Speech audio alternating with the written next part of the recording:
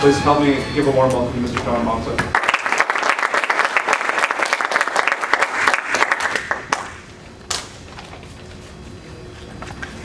Howdy, everybody. Howdy. This is what I learned in Texas. Thank you very much for your invitation. I'm sorry, I'm coming from a French-speaking country, so I'll try to say something in English. So be very, very careful to understand me. Thank you for your attention. I would like to thank you. I would like to thank Dr. Leslie for your invitation. I'm coming from the Democratic Republic of Congo.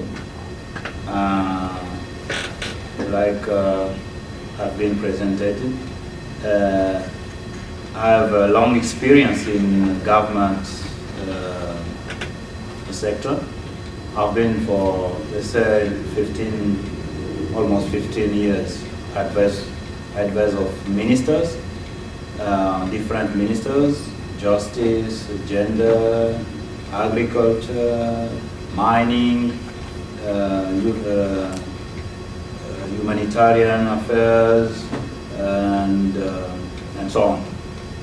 And I had experience in mining as well, like managing director with companies from United Kingdom and from South Africa. So my experience in cooperation helped me to become Minister of Cooperation and Environment and Planning in province of Tanganyika. Tanganyika is one of the 26 provinces in Congo.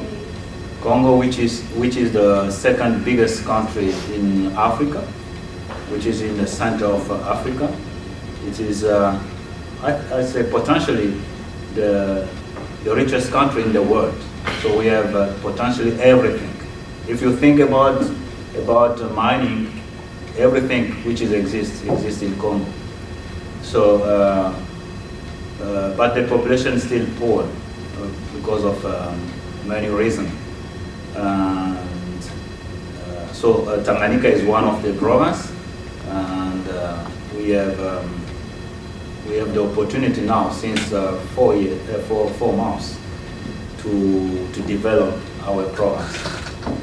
So I've been invited by Dr. Leslie when I was advisor of Minister of Agriculture.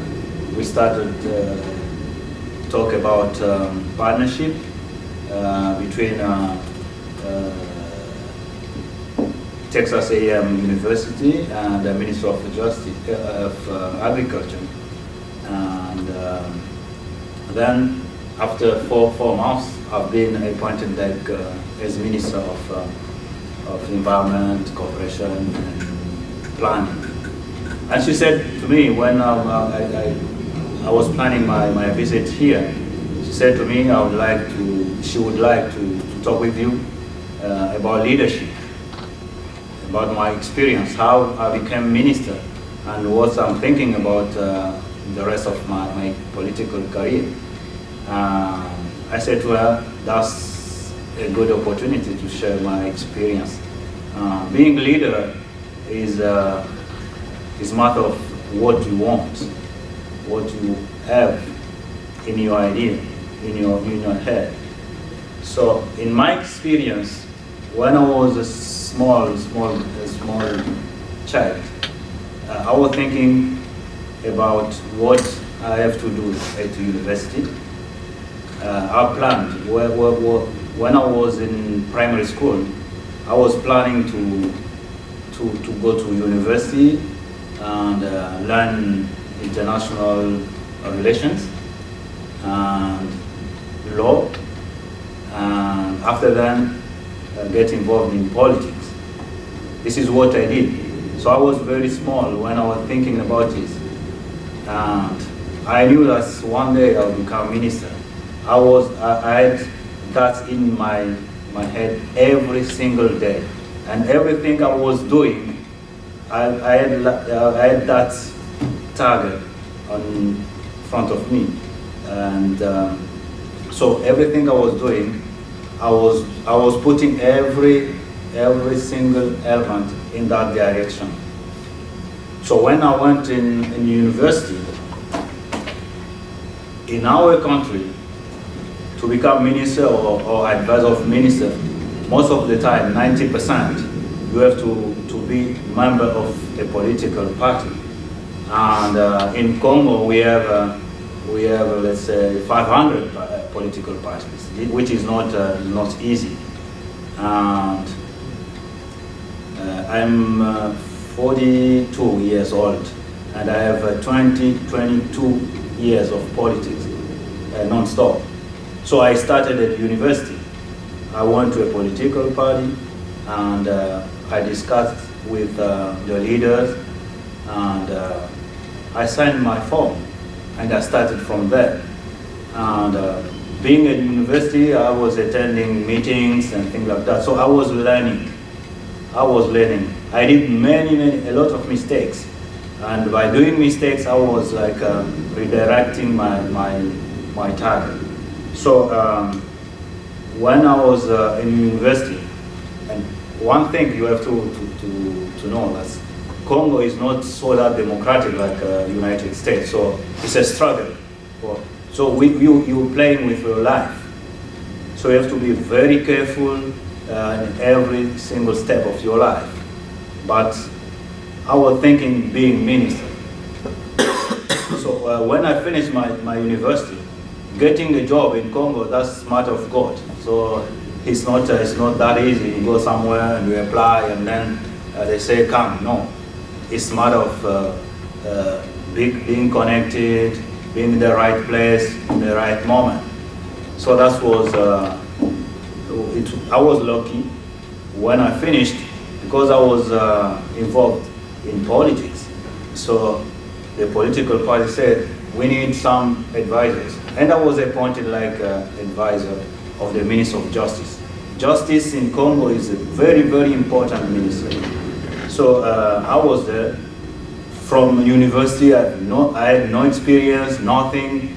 So I was like, with my diploma, with no experience, and I was like looking all around, things like that.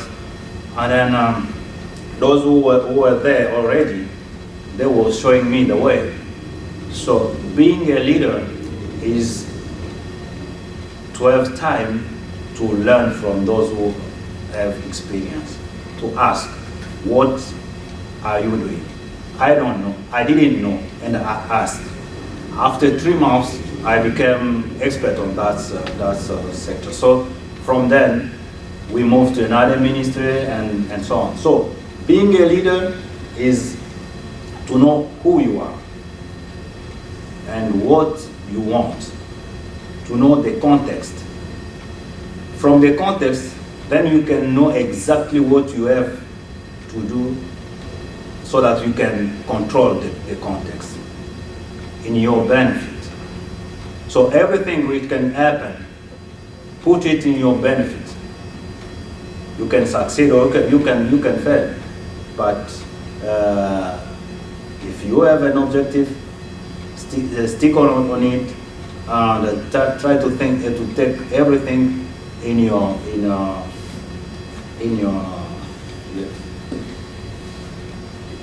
your objective. So I'm not talking with I'm not giving a formal lecture. I'm just talking about my experience, but knowing the context, what it means. It means you are someone, let's say someone is interested in politics, right? You are there. And they said, I want to be a member of Democrats, for example. So you have to know exactly what is the Democrats are fighting for. What is the main leaders? And you do your best to be connected to those who can influence the decision in this democratic party. So you do your best to market yourself. To market yourself. So you're doing your best to go to the top. That's the objective. And it can take time. And politics is a permanent struggle. You have to permanently struggle. Because it's a competition. In my experience, when I was appointed as advisor of Minister of Justice, I was like 25 or 26 something. And I found that my uncles or 50, 55 years old, 60 and so on. And I had to fight. I didn't have experience, but I survived because I had some techniques. If I couldn't face it, I was avoiding it. But I was just seeing in front of me the objectives. And when I was marketing myself, I had just one opportunity. One day the minister said, I want to send someone to an international conference. Who do I have to sign? And everybody was like thinking. I said, me. And then everybody said, you? What experience you have? I said, I'll go and I will prove you that I'm the best. And everyone said, no, he must not be normal. And the chief said, okay, no problem. Name. He gave my name, and he said, okay, I signed the document. This is the document. Go and represent us. And I went to the international conference. And then when I came there, I read there, I said, I must be in the bureau. In the bureau. And the bureau was like elected. So the president, vice president, secretary, something like that. And they say, okay, candidate, it was 1,000 person. Candidate, president candidate. Then they went, and I said, okay, I'll be candidate of secretary position. And everybody wants to say, what's wrong with this guy? Okay, I went to election, and I've been elected. So I've been there in front of everybody, secretary. And then when I came back to my political party after this travel, and I said, okay, you send me as a delegate, but I come back as a secretary of the conference. And everybody went and said, this is not normal. And then I was reporting, and NDI is here from America, National Democratic Institute. And they took this bureau, and they said, okay, from now, you are our permanent contact. This is how I get contact with NDI.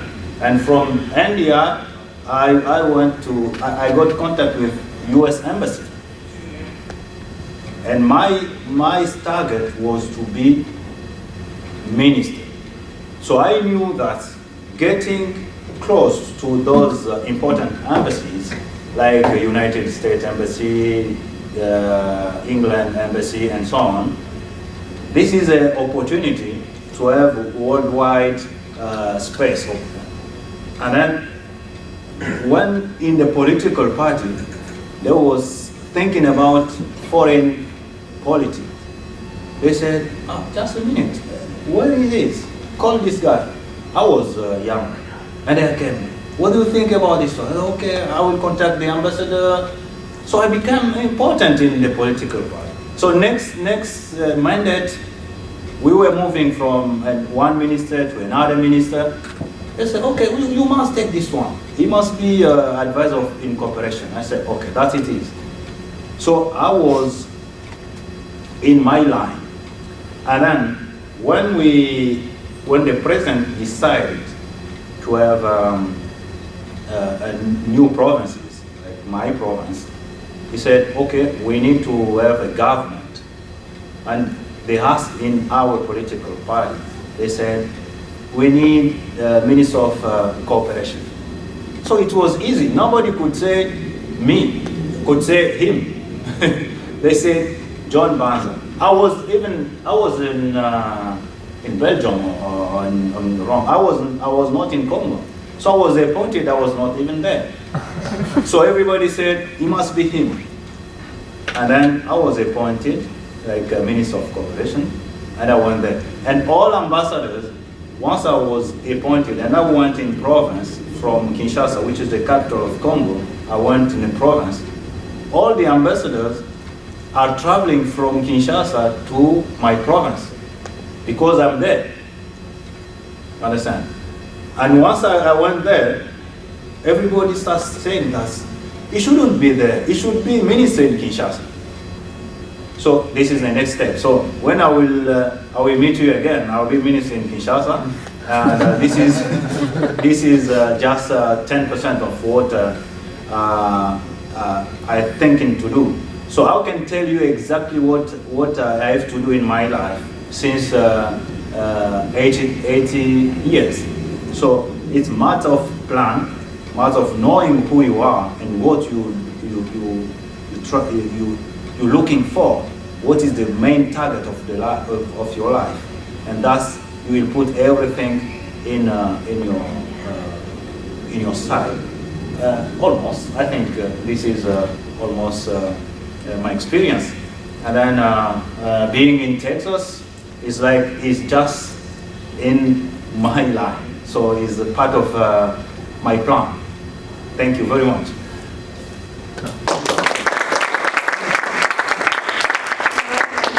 Questions? Yeah, no problem. So where's Dimitri, first of all? Because I thought he wanted to be president in the U.S. I was already talking about him. Yeah. Who is the one who want to be president of the U.S.? Yeah, I'd like to meet him, and I can coach him from Congo. I will tell him exactly what to do.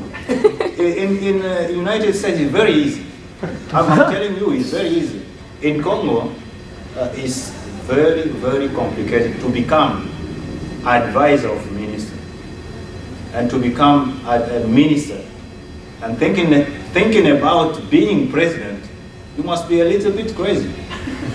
But we are thinking about it because we want that and we know exactly what to do. But if the guy was here, I could have advised him. Well, I don't know, maybe someone else here wants to be president. Yeah, do you have a question? Yeah, so my question for you is a little more specific to your job as the Minister of Environment Cooperation.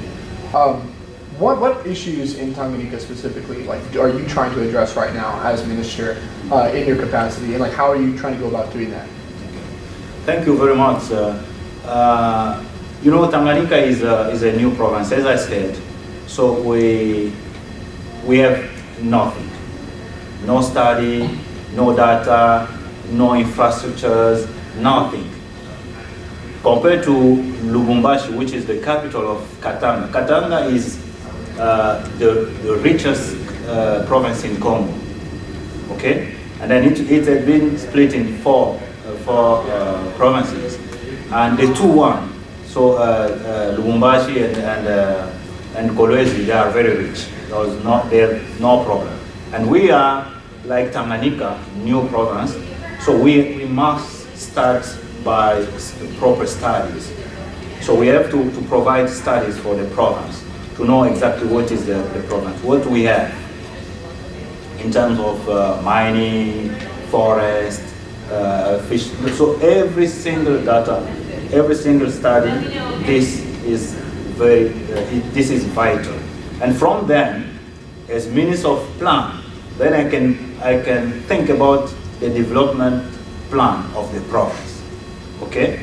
And as Minister of Cooperation, then I can look for partners and make public-private partnership, so that those partners will finance, will accompany development plan. So this is quite logical. So we must start by studies, and then design a plan, a development plan, and then look for partnership. This is what I'm trying to do. And I think if we have peace, because what we're looking in Congo is peace, and we have peace. So what we don't need in Congo is troubles. And the media, especially media coming from West, so US and Europe, they're trying to give negative image of Congo, which is not fair and it's not normal. Because if you travel to Congo, you come back, no problem. Understand? So they say, oh no, they're killing people. But they're killing everywhere, in Paris, in New York, in South Africa, everywhere. So what's the problem? If they kill someone in Goma, they say, oh no, they kill thousands. If they kill someone in New York, they say, oh, they kill just. You know, so what we need is peace, and what we need is development. And we are able to develop our province in 5 years, ourselves. We know exactly what we have to do, and what we want is just peace. Those who are talking about Congo, they don't know Congo, most of all. They're scared, those who want to invest in Congo. They say, no, don't come. Meanwhile, they're taking money from Congo and they're becoming billionaire, millionaire, and so on. And they say, no, don't come. They're taking money and they say, okay, don't come. So we need everybody. We need partnership. So everybody is happy. The investor is happy, the people is happy, and government, we as government, we take money from taxes. And so we can build schools and hospitals and all sorts of equipment. So we need, and we believe that we are we are responsible of our development, and we are able to do that. What we need is to have a good idea, a real idea of what is happening in Congo. That's it. I think you understand. No? You're catching me. I'm not speaking French, so. Can you have the picture? Oh yes, I'll take a picture. Yeah. What do most of the people think about the private public mining companies that work within Congo? So far, the private companies in mining, they're doing their job, they're doing business, but it's our responsibility as government to help them, first of all, to protect them against corruption, things like that, and to force them to respect the law, so social responsibility. So far, they're helping, and we need more because Congo is like all the West Europe. That's Congo. It's very, very big. It's very big, and it's empty because we are just almost 100 million, which is not enough for Congo. It's a very, very big country, and we need more. And we are contacting investors. We're telling them Congo is the future of Africa. When Congo will stand up, all Africa will stand up. In the 60s, we were so rich. We were rich than Canada in 60s, but now we are. So, but we'll catch up. We'll catch up. Yeah. Okay, so kind of going off of Michael's question, what's your attitude towards Belgium and the Belgian mining companies specifically, like from Belgium? Belgium, I have to tell you something about Congo, the relationship between Congo and the United States of America. This is the story. Many of us don't know it. In 1884, the first country to recognize Congo as a country was the United States of America. Before the Berlin Conference in 1884 or 85, something like that. So one year before.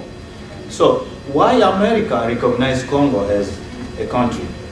Because a very famous diplomat from America called Lord Sanford, he was ambassador in Europe. He studied Congo, and he said this is a land of opportunity. And he said it was similar as United States. So we had many states, different states, and they said if we put it together, it could be a strong and rich nation. And he went to Congress and Senate, and defended this idea. And then America recognized Congo before Belgium. And Belgium as country, they didn't even like Congo. And before America, United Kingdom went in Congo and they said, oh, there's nothing here. Okay? Now you understand why we have problems. And then when King Leopold, King of Belgium, and they came and sent some diplomats to America, say support me, and then I will have Congo. It was like a private deal. Okay? And then when they went to the Berlin Conference. King Leopold was supported by United States of America. This allowed him to keep Congo as a country, as a private deal. Belgium as a country didn't even like to understand what was called Congo. But French knew what was the true value of Congo, and they were fighting. Likely, we had been supported by the United States of America, and 15 or 12 years after, when King Leopold had many debts, he said he gave Congo to Belgium, and then the French were fighting to get Congo, and Portugal as well. But America was still supporting Congo. So if Congo is Congo now, America did too much. Okay? And during the first World War, we supported the Western. My grandfather did the first World War in Congo, and my father did was in the Second World War. We were just supporting Western, okay. And during the Cold War, we had many a big, strong cooperation between America and Congo. President Mobutu, our former dictator, he was even if some of his sons were in the White House even. So, but America, they just let Congo like this. And Belgium, what are they doing? It's just taking. They have private companies, mining companies, they just take. And that's all. What they did during 80 years, they did something compared to what they took. Belgium was built by Congolese money. Understand? So, if you take Congo, you compare it to South Africa, for example, it's a different world because of how the Belgium was doing the deal and how the English were doing the deal. Most of the countries where English were like colonialists, they are quite different with Belgium and French. Okay, so what French and Belgium are doing is just taking and go. That's all. So what we need is having everybody. We don't care as long as you respect Congo. As long as you respect international laws, you can, as government, we must protect. We must protect these investors, like government, because they will give jobs, and people will be happy, and then they will pay tax, and they will make benefit. So we don't care about making profit. That's business. But we care about helping our people to get from poverty to development. That's what we need. And we still need advices. But we will never accept orders. Nobody can tell us what we have to do. No. But everybody can say to us, we think that you can do this for your situation. That's how it is. Now, right now, they carrying out some negative, I mean, why? Because international NGOs, they just want to keep this image so that they can get finances. I was in Canada, in Ottawa. I was speaking with the Minister of Foreign Affairs before I have been appointed as minister. I was the advisor of the minister. And they said to me, we are supporting the resolution of the conflict between Pygmies, which are autochthon, and Bantus. They're killing each other. And they say, we're financing millions of dollars. I say, where? They say, in your province. I say, I don't know. Okay. And then when I went back, and after being appointed as minister, and then I invited the ambassador of Canada, who is my friend, and she came in my province, and I said, well, can you call these NGOs and ask them what they are doing, and they can show you exactly what they're doing. And then she called them. And then they came. She said, we gave you millions. What the job you are doing? She said, oh no, can I go and visit it? She said, no, you cannot go there. It's dangerous. And I said, you can see by yourself what is dangerous. We give you, as government, we give you helicopters and military. We go there ourselves. So you can go and look what they were doing. And we went there, nothing, even not a doctor, nothing. So these international NGOs, they want this image to be spread everywhere. So they continue they want to continue to receive finances for themselves. That's all. This is the situation.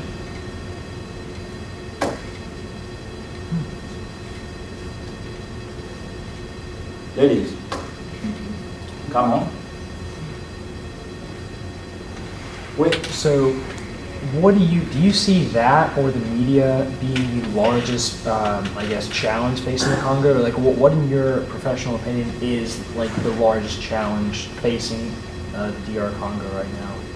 Is it just that, the idea of like the degree and not actually doing the work they're supposed to be doing, or how you talked about the media like portraying a not a truly accurate representation of the country? What do you think is the largest issue facing Congo? The largest issue in our side is still and is remain development. That's our main issue. We think that we are able to develop ourselves because we have universities, we have energy, we have everything to develop. But what we want is we're trying to give a good information to everybody. But they are so strong that right now we didn't get access to many large public. So we're trying to give good information, but it's a long-term problem. So we are focusing at the same time to think about the practical solution for development as a province. We have examples. We have some journal like Washington Post who said, I want this guy to be at that position. Wait a minute, it's a Washington Post. What Washington Post is doing in Congo? Can you imagine that? A journal from Congo say, okay, I prefer Donald Trump to Clinton. This is unthinkable. So we need respect. We respect everybody, and we need to be respected. We are a country, we are an independent country, and we need to cooperate with everybody in the same and equal level. We respect everybody, and we cannot dance the same. So this is what we're trying to say. So everybody can feel free to think, but will not accept others. And if someone thinks that is so strong to impose his point of view, that's all. So he will finish all the Congolese. He finish all Congolese and then impose it. And that's not. So we need respect because we respect everybody. We have challenges. We had leaders who didn't good job. Instead of solving social problems, they're just taking money on their pocket. And we are a new generation. What we want is to change how, from the worst situation we are now to a good one. So that's what we need. Congo is a country.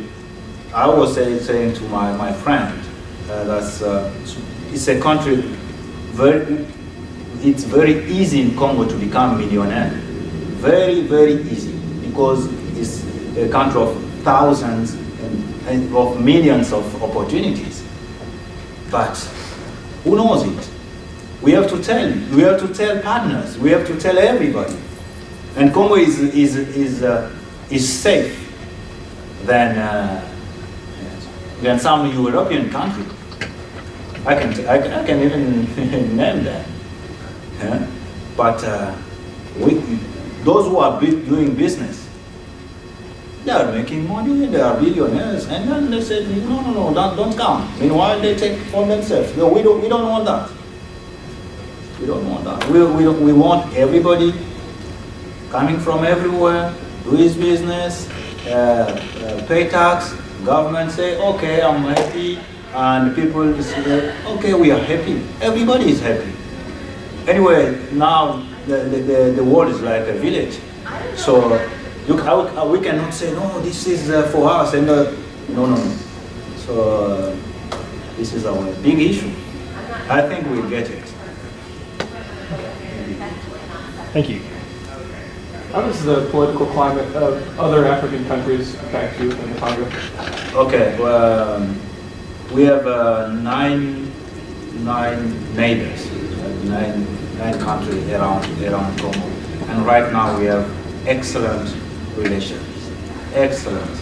I mean excellent, because it's impossible to live in Congo, for example, and Rwanda, for example. There are some houses which the living room is in Congo, and the bedroom are in Rwanda. So you can imagine that living with a strict limit. It's not. We cannot think about that. So we don't need a visa to go to Rwanda or Uganda. So it's like we are brothers. We are brothers. So we are forced to live in peace. And right now we have excellent relations. But in north of Congo, our neighbor South Sudan has some problems, internal problems, which are affecting north of Congo. But no, it's okay. It's okay. It's okay. How do you think that the government of Congo should move forward in addressing the problem of corruption in order to develop Congo? Yeah, corruption is very, very, fighting against corruption is vital. And the government of Congo is fighting against corruption. Example, if someone invests in Congo right now, we have international laws which are protecting investment. So if he has a problem, he won't go to Congolese court, he can go to international court and be protected. So it's a very, very big step against corruption. And to compare Congo 15 years before and now, we are improving. It's not that fast, but we are moving. Even the economy is start changing. Even we are, for the first time, for a very, very long time, since the Belgium left in 1960, we are building now. We have official buildings with our own money, with our own engineers. We are building the official offices, hospital, big hospital, ourselves, or roads and things like that. We are moving. It's not that fast, but we are moving. We are moving. Chinese say that don't worry to go slowly, but you must be worried to stop. So we are going slowly. And what we need in Congo is peace. That's what we need. And right now, Congo is peaceful. There are just some thieves called rebels. They just come in a village, kill people, and take their stuff. That's what. There's no political rebellion. Do you think that anything, I mean, just going off what you're saying about peace, do you think there's any risk that like M23 or another group like that could spring back up in like the North Kivu province area? Right now, there's no rebel group in Kivu. I think the last one was 4 years ago. M23. That's 4 years ago. All of them are now in Kinshasa, and they are working. It's no problem. No problem. We don't have any more major problems about security. No. And if we have peace during 5 or 10 years, we'll invite you to visit Congo and you'll be proud of us. Potential investors here. Yeah, and the future president of the United States will be happy to welcome him when he be. Well, when you're president. You'll be my colleague. So we love Congo. Definitely, I've been all over the world as advisor of ministers. I still love Congo. For nothing I will change Congo. They told me in Canada, in America, can you change this? I said, no. I will not change. I will have to work for Congo because I have a debt to pay in Congo. Because I grew up there, I've gone there, and I studied there. I became advisor of the minister and minister. So what can I do in America or in Canada or in France? Nothing. What I have to do is develop my country. That's it. And come to America for holidays and so that's it. So being leader is a matter of knowing himself. You know who you are, what you need, and know exactly what is the context and how to take the context into your side and focus on your objectives. That it is. And a leader, even if he failed 100 times, just once, if he succeeds, he goes for it. So don't be don't say that I'm just for it, and then I give up. Never give up. Never give up. A leader never give up. I've been, I'm like English madman because I was working with English. And they told me that a good leader never give up. If you fail today, no problem. You fail tomorrow, no problem. After tomorrow, after 1 year, after 10 years, no problem. But still focus on your objectives and you get it. I know President Francois, not Mitterrand, Jacques Chirac, former president of France. You know how many times he fell? He fell. Failed. He fell, yeah. Many. I cannot even count it. But at the end of the day, he became president of France twice. So this is how a leader is. This is how a leader is. A leader is not a normal person. Otherwise, you cannot be a leader. A leader must be a little bit a normal person. So you must be very different in skills, in everything. You must be the best. And you must work to be the best. If everybody has a degree, for example, you must have more than a degree. If someone has 2 diplomas, you must have 3. So you must be the best. So thinking about being leader is being on the top. You cannot be on the top with the same qualities with others. This is how it is. When we are speaking in our political party, my political party is the most important in Katanga, former province of Katanga. Katanga is the richest province in Congo.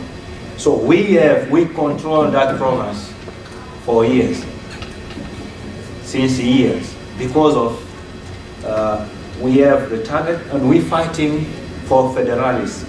Federalism is like how America is organized, states and federal, and this is what we're fighting.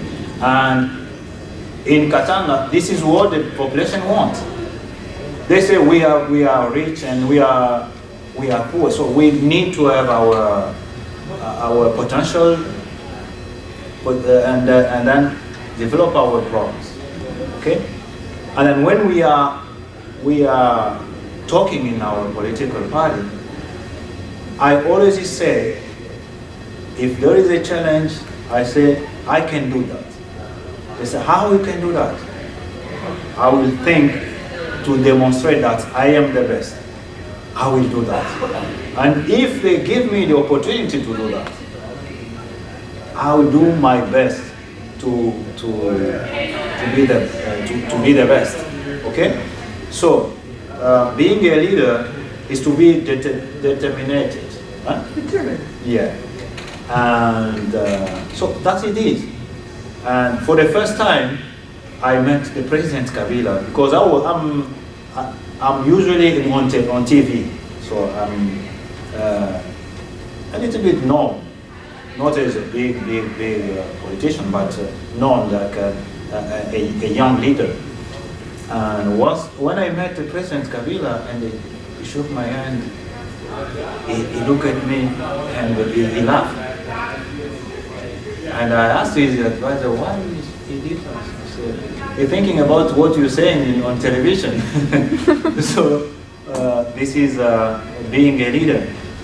And I said to him, one day I'll be the Minister of Foreign Affairs, your Minister of Foreign Affairs. He said, this guy must be very ambitious. I said, yes, I am ambitious. Yes, I'm ambitious. And when I'm speaking with ambassadors from west of Europe, I mean, they know exactly who I am. So being a leader is showing everybody that I deserve to be the leader. That's it is. That is it. Well, thank you very much. I mean, super inspirational.